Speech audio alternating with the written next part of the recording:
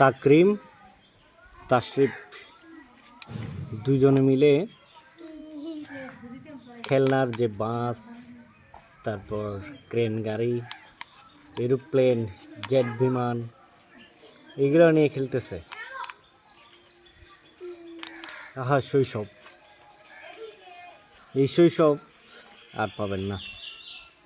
নিজে চমৎকার করে খেলতেছে ওরা, দেখুন কি চমৎকার ভাবে খেলতেছে, কি মনোযোগ দিয়ে।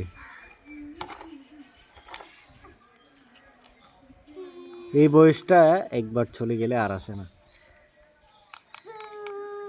শৈশব হারিয়ে যায়, শৈশব আর আসে না।